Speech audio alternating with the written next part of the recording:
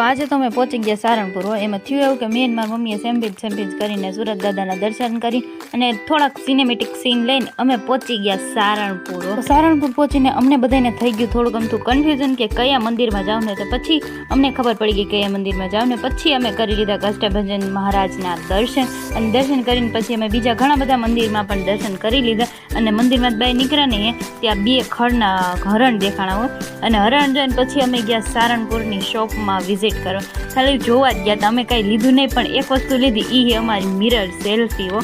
Mirror selfie લઈને અમે બહાર નીકળતા હતા તે ડિમ્પુબેન અને રાકેશભાઈએ એક એવું ગીત ગાયું ને જેને મારે હેને મ્યુટ કરવું પડ્યું.